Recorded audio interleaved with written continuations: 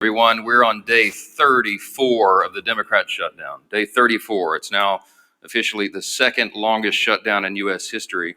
And we wanted to just have a simple exercise with you this morning to go through just a couple of important facts. There is such a staggering amount of gaslighting and false information that Democrats are engaging in right now. And so we thought it would be useful to just this morning, in a very brief and concise manner, separate fact from fiction. So I'm just morning in a very brief and concise manner, separate fact from fiction.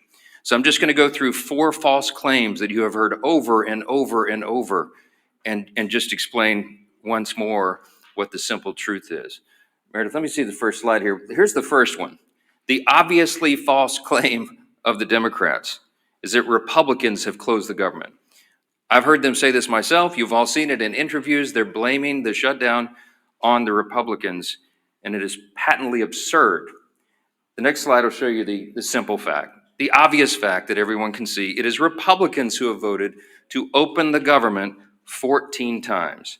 Now remember how this came about. Back in September 19th in the House, Republicans in the House voted to open the government, the clean continuing resolution to keep everything in operation. Every Democrat except one in the House voted to close the government. But we still passed it because we have the majority. And so we sent that bill over to the Senate. And 13 different occasions, 13 times, the Democrats have voted to close the government. Republicans voted yes every time to open it. Republicans in the Senate and the House voted to keep the lights on, to pay service members and our troops who are in harm's way, Border Patrol agents, TSA, air traffic controllers, all federal workers. They voted to ensure that women, infants, and children nutrition programs continue, and that SNAP benefits continue to go to the American families who are in need. But by contrast, the Democrats have voted no every single time. And what is outrageous to us is that they have gone onto the Senate floor. Senate Democrats, they have voted no. They have voted to close the government. And then they have gone out to the hall, to the nearest camera they can find, and they have looked into the lens and said, Republicans are shutting down the government. It makes no sense. It's the most extreme example of gaslighting in the history of American politics. And many in the media have allowed them to get away with that. It's shameful. Let me show you another obviously false claim. Obviously false claim number 2 of the Democrats is that Republicans are being unreasonable. Well, here's the fact. Let me see the next one. The fact is very simple. Republicans are refusing to accept the Democrats' outrageous demands. Now, why do we say that? Now, remember, Republicans passed a clean continuing resolution. It was nonpartisan. It was a simple bill that would open the full government. And we could do that today. If they would pass that today, with 0 strings attached, everything would be flowing again and the government would work. Importantly, remember that we offered that CR in good faith. Why do we say that? Because it was offered after a bipartisan, bicameral negotiation between both chambers. Because you see, you had the appropriators, Republican and Democrat appropriators, who got together and decided they agreed on the need for a short-term CR so that they could continue their negotiations on the full-year funding bills. But this is something Democrats have spoken passionately about and acted upon many times in the past. We've recounted here every day. 13 different occasions in the Biden administration, they passed continuing resolutions. They did it most recently in March of this year when Chuck Schumer, 10 Senate Democrats, including the leader, Schumer, voted for the CR and told us how important that was. The CR that's on the table right now and has been sitting there for 45 days is nearly identical to the one that they voted on in March. But shockingly, this is the big thing. In addition to their refusal to support the CR and reopen the government, the Democrats have had the audacity to also demand something new. They demanded $1.5 trillion with a T in new spending obligations in exchange for the simple funding resolution. They filed on paper in the Senate record back in September, and it still sits there as their counterproposal. They would spend $1.5 trillion of your taxpayer funds. Included in that is nearly $200 billion of taxpayer funds that they want to use to restore free health benefits to illegal aliens. They want to spend billions in wasteful left-wing spending projects in foreign countries on things like LGBTQ plus awareness, in the Horn of Africa, all sorts of things. I could give you a long list, and we've said it here before. They want to spend $500 million to prop up left-leaning news organizations. And shockingly, in that same proposal, as their ransom for reopening the government, they want to cut $50 billion from the rural hospital fund that the Republicans just got signed into law on July 4th. That is the bill that they filed that shut down the government. And every American can see that for themselves. So their claim about Republicans being responsible is laughable. Let me go to the third one. False claim number 3, Democrats are fighting for health care. You've heard this over and over and over. Let me say something very simply about this false claim. It is the Democrats who created Obamacare. It is the Democrats who did that without any Republican votes. It's the Democrats who, by extension, have cost the American taxpayers and people who have health insurance have made their costs skyrocket. It is their policies that made that happen. And so instead of reforming it, the Democrats don't reform Obamacare. They want to subsidize it. They want to spend more taxpayer dollars. That, by the way, goes mostly to insurance companies, which makes the cost rise further. That's the Democrats' plan. When they passed Obamacare in 2010, they called it the Affordable Care Act. We know the truth is exactly the opposite. By some estimates, premiums have risen 60% in many categories since they passed that bill into law. Now, the fact is the opposite. Republicans are the ones fighting to save healthcare.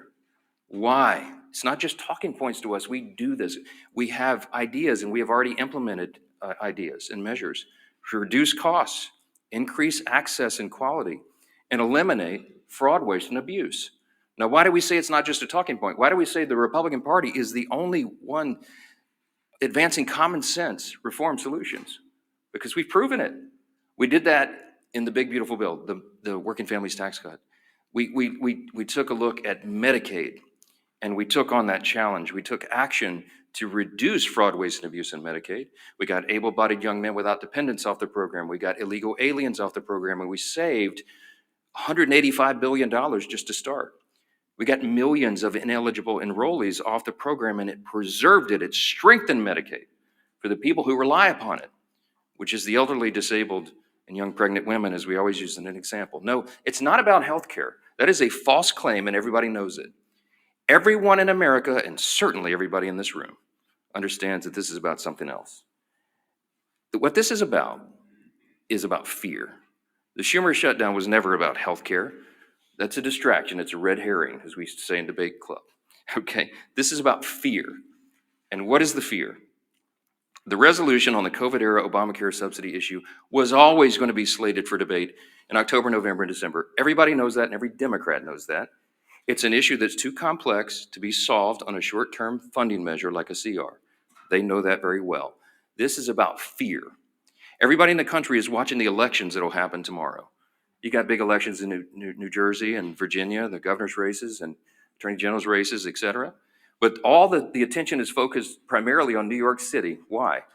Because the fear that Mamdani and all that he represents will be risen to power, that he'll be elected the mayor of America's largest city, the once cradle of capitalism, that we're going to have a Marxist, a communist running the largest city.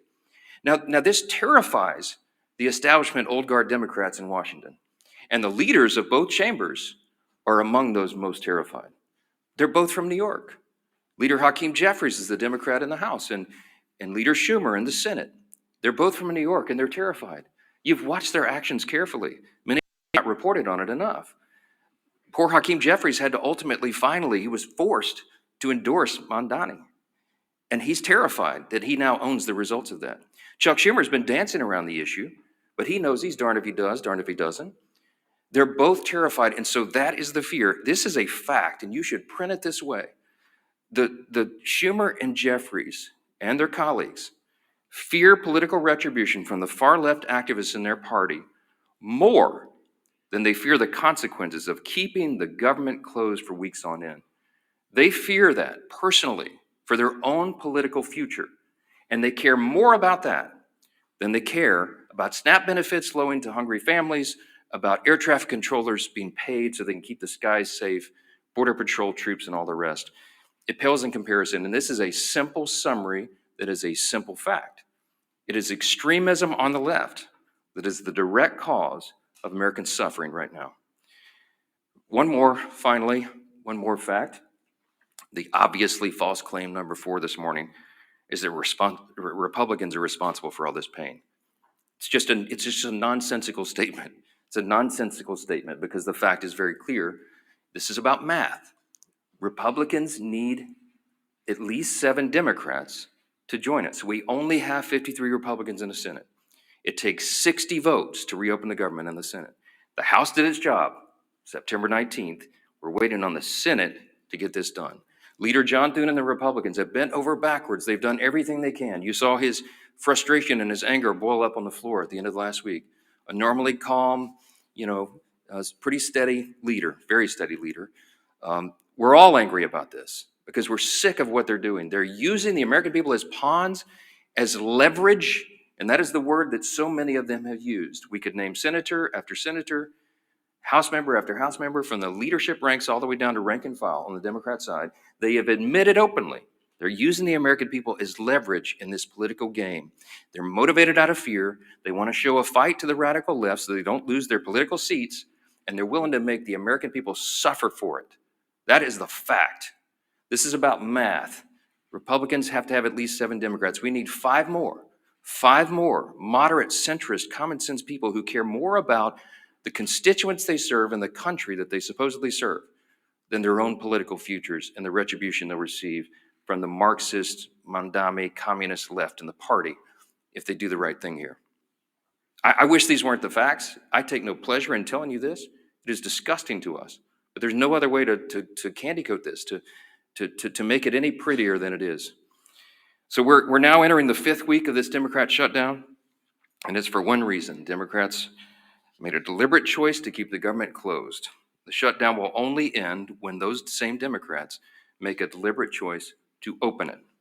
The entire country is calling and waiting on just 5 more Senate Democrats to come to their senses and do the right thing. We are pleading with them to do so. This is not a game. The solution is sitting right in front of them. Pass the clean CR, end this madness, and open the government. You'll hear next from our majority leader in the House, Representative Steve Scalise. Thank you, Mr. Speaker. As the Democrats continue to impose suffering on the American people, and by the way, that's their term, they've continued to talk about real suffering that they know they're causing. Again, they say to get leverage over what they still can't articulate. But as Democrats continue to impose this suffering, their attempts to mislead the American people are working overtime. The Speaker laid out a number of those statements that Democrats have made over and over again to try to mislead the American people. And it doesn't just end there. Over the weekend, Chuck Schumer tweeted out, quote, "Republicans have done everything in their power to raise your health care costs and kill SNAP for millions of hungry Americans." Now, Chuck Schumer knows good and well what he said there is not only misleading, it's patently false. I try to give it Pinocchio awards, but I don't want to associate the character Pinocchio with Chuck Schumer in that statement. Let's start with the first half of what he said there. Raising healthcare costs. Who is the party that's done that? The healthcare law of the land, and not sure if Chuck Schumer's been updated on the law, but Obamacare is the law of the land in healthcare. And we can all go look at the votes going back the last 10 years. It's been partisan votes all the way through for Obamacare. They called it, as the Speaker said, they named it the Affordable Care Act. It's been anything but. Costs for families are up over 80% in their premiums because of Obamacare. And what have they tried to do over and over again? They've tried to mask the cost. They haven't tried to work with Republicans to fix it. They've tried to mask the cost. Hundreds of billions of dollars of bailouts to insurance companies. not helping families get better options. Democrats have never cared about that. And in fact, when we, as we pointed out multiple times, passed provisions in the working families tax cuts, the cost share reductions, that were scored by CBO to lower premiums by double digits for families. It passed the House, and it was Democrats who worked overtime to get that removed in the Senate. They are still bragging about it today on the Democrat Budget Committee's website, that they removed a provision that would have lowered premiums for families. So who is it that's raising costs for families? Of course, it's been Democrats every step of the way, and the only thing scored by CBO to reduce premiums on families that have passed either house, the Democrats worked overtime to get that removed. The other half of that, he talks about SNAP. And of course, we know there have been votes in the House and Senate to save the SNAP program from cuts, from being zeroed out. It's called the Clean CR. Passed the House with Republican-only votes primarily, with Democrats uniting to try to kill it, but luckily we have the majority in the House, and you go over to the Senate, and we know they have a 60-vote requirement, and Democrats have over and over and over again voted in lockstep with Chuck Schumer to block SNAP benefits. There is a vote you can go look at every day that they've taken that vote that would have opened the government, fully funded SNAP, or shut it down. And it's Republicans who are voting yes, and it's Democrats who are voting no. And Chuck Schumer's been leading that charge. And then he votes no to kill the SNAP program, to create tremendous uncertainty, to create millions of hungry Americans, to use his own word. Chuck Schumer has voted to put those millions of hungry Americans in that situation. And then he walks out to the microphone, as the speaker said, and then he tries to blame it on somebody else. People are sick and tired of it. We're surely sick and tired of it, but the American people are suffering, to use the Democrats' term, while those same Democrats that impose the suffering are going out and trying to mislead and lie to the American people and blame somebody else for the very votes they cast. It is votes in Congress that have caused a government shutdown. That's why we're here. You either vote yes to open the government or you vote no to keep it shut down. And the votes are public record. And the same people that are voting to shut down the government, to deny food to families, are then walking out and trying to lie to the American people and blame somebody else for their actions. The American people won't have it. The American people will not be lied to. And it's time that Chuck Schumer and his Democrat colleagues end this madness. Let's open the government back up again and get to a negotiation on the differences we have. Our whip, Tom Emmer.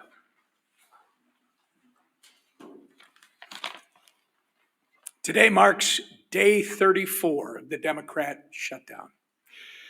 Here are some headlines from over the weekend highlighting the pain the Democrats are inflicting on the American people each day that they prolong this mess. Quote, government workers, SNAP recipients feel the pain as the government shutdown drags on.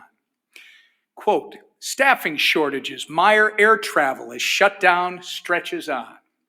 Quote, government shutdown threatens to delay home heating aid for millions of low-income families. And that's just to name a few. Democrats have now voted against opening the government 14 times. That's 14 times that they voted against our military. That's 14 times that they have voted against federal law enforcement officers, air traffic controllers, and TSA agents. 14 times they have voted against low-income Americans who rely on programs like SNAP and WIC. Why? Not because they actually care about lowering the cost of health care like they claim.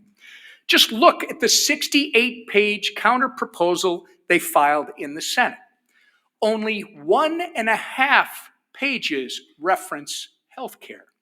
The other 66 outline their radical policy priorities like billions of dollars for foreign climate projects or $500 million to prop up leftist media outlets. The fact of the matter is that the Democratic Party is not fighting for you, the American public. They've shut the government down to pick a fight with President Trump and to score points with Kami Mandami and Omar Fada, the Omar Fada wing of their party. The Democrats have become kamikaze politicians who are so focused on winning some kind of political game that they've justified blowing up everything in their wake, including the livelihoods of their own constituents. Democrat Senator John Fetterman said it best on CNN yesterday. Quote, "We are hurting the very people that we fight for, and now we're getting nothing for them if we continue to keep our government shut down." Quote, "This is wrong," he went on to say, and he's exactly right. It's past time for Democrats to end the political games, pass our clean CR, and reopen the government for the people they were elected to serve. Back to the speaker. Questions? Manu, you get it first every time. This is not fair. Last week, you came here to these mics and you were very critical of Joe Biden's use of the auto pen, his pardon. You said you didn't even know he was pardoning. But last night on 60 Minutes, President Trump, admitted to not knowing he pardoned a crypto billionaire who pleaded guilty to money laundering. Does that also concern you? I don't know anything about that. I didn't see the interview. You have to ask the president about that. I'm not sure. Yes, ma'am. Last week on Friday, you said that if there was any way to fund SNAP, that the Trump administration would be happy to do it. Now, 2 judges have come out saying that it is likely illegal to stop SNAP payments. One is giving the Trump administration until today to make a decision on how to move forward. What have you told President Trump about how you want him to move forward? Well, he and I talked about this quite a bit over the weekend, multiple times. The president is desperate for SNAP benefits to flow to the American citizens who desperately rely upon it. He has bent over backwards, as you know, to get the troops paid, to keep WIC funding going. He's found creative solutions. The SNAP situation, as Secretary Rollins and I explained at the press conference on Friday, has legal impediments to that. It was understood, and we got legal advice, and it made sense to me that the contingency fund and SNAP could not be used unless the underlying funds were flowing. As Secretary Rollins relayed to you, this is pretty commonsensical. The contingency fund is an extra, in layman's terms, it's an extra fund that is there, for example, if you have an unexpected natural occurrence like a hurricane or something, and SNAP benefits are flowing, but you have a subset of the population that needs additional benefits, then the contingency fund would go. The way we always understood it was the contingency fund could not be used legally if the underlying fund was suspended. And that's what's happened in the CR. The Democrats voted to stop SNAP payments. So you have 2 courts, 2 liberal courts, Obama judges, as I understand it, who said, no, that's not right, get them paid. Well, it's more complicated than that. Because as you know, it cost over $9 billion to fund SNAP for a month. And we only have, I think it's $5.2 billion in the contingency fund. So you have a big shortfall. So it's not as easy as hitting go send on a computer. You got to go through and recalculate partial payments to the 42 million recipients of the program. That puts a huge burden on states and on the feds to try to figure that out in short order. So what the president said logically was, okay, Your Honor, if you're saying we can do it, I'll go for that because I want SNAP to go to the people. It's the Democrats that stopped it, not us. So tell me how to do it. Because I have all my personnel here in the office, the legal minds and the number crunchers, and they're trying to figure out how this can be done. Give us some guidance. We're glad to do it. So that's where we are at this impasse right now. As you noted, the president's not appealing the decision. He wants SNAP to be done, but he doesn't see the mechanism to do it. So you have Treasury, you have USDA, you have the other agencies involved that are working overtime, literally around the clock over the weekend, trying to figure out how to do this. But everybody needs to know it's not the full amount, assuming they could get this done and processed. The court acknowledged that thanks to the president for saying that they wanted to do it. Everybody's on the same page here. We just don't know how. It's unprecedented. This has never happened before in this way. And so we're hopeful. But I would just say this, looping us back to how we began, the easiest way to get full SNAP payments to everybody who's eligible is for the Democrats to come in here and vote to reopen the government on a clean, nonpartisan CR. It's a game that's being played and real people are being hurt, and the administration gets all sorts of accolades and appreciation for being hurt, and the administration gets all sorts of accolades and appreciation from us for bending over backwards trying to make sure people are not feeling the pain and that the harm is mitigated as much as possible. Yes, sir. Do you agree with President Trump that now is the time to get rid of the Senate filibuster? He's saying it's gone on too long. Let's use a nuclear option. So I talked to the president multiple times over the weekend, I mentioned, and of course the filibuster came up. This is a Senate matter. It has nothing to do with the House. Everybody wants to know what my opinion is. I mean, my opinion is irrelevant. Um, I understand desperate times call for desperate measures. I also understand that traditionally we've seen that as an important safeguard. I mean, I obviously shared my thoughts with the president on that. As much as I have wanted to blow up the filibuster sometime as a House member when we were not getting what we wanted done in our agenda, I hear my Senate Republican colleagues, some of the most conservative uh, people in Congress, who say it's an important safeguard. It prevents us. It holds us back from the Democrats' worst impulses. What would the Democrats do if they had no filibuster impediment, no speed bump at all? They've already told us. They would pack the Supreme Court. You'd go from 9 to 13 or 15 or 17 or however many liberals they can pack on the court.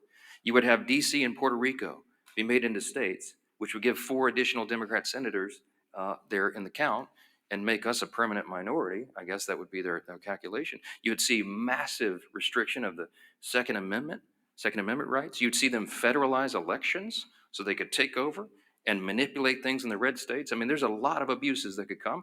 And so that's the caveat. That's what they're working through. And I speak frankly and honestly with the president, and he's very passionate about this. We're all very passionate. I think what you see in this debate we're having on our own side is a reflection of the anger that we feel, the real desperation that we feel, because we want the government to be reopened. We want to serve the American people as best we can. And any hindrance to that is something that everybody's looking at very carefully. Again, not a House issue, it's a Senate issue, and we'll see how that's resolved. Chad. Hasn't the ship sailed on the CR? November 21st, that's 18 days. Isn't it time to do something new this year? We're very mindful of the calendar. We're very frustrated by that. It's part of the reason we're so angry about this, because they're eating up the clock, and the Democrats know how much more we have to do here this year. But we cannot do it if the government's not opened and not serving the people. And so this is a very important matter. It's something that we're giving all of our attention to. Our leaders will go and meet on the calendar right now. We watch it every day. But the simplest way to get all these issues resolved, healthcare, everything else, to get it all finished up for the year, is for them to reopen the government and make sure people are not hurting instead of Democrats over here playing political games to cover their own backside. I hope the election tomorrow is a change, a sea change in all this. I hope that after everybody votes and they go in their room and they make the calculation that, well, maybe we won't have to hold that line anymore. Maybe they won't punish us. Maybe it won't affect turnout in our states in these elections. Maybe after tomorrow, they'll come to their common senses again and do the right thing. We certainly pray that is true. And Republicans will be on the job every single day, serving our constituents, helping guide them through the chaos that the Democrat shutdown has created, and praying that they do the right thing and stop making the American people suffer because of this nonsense. Thank you.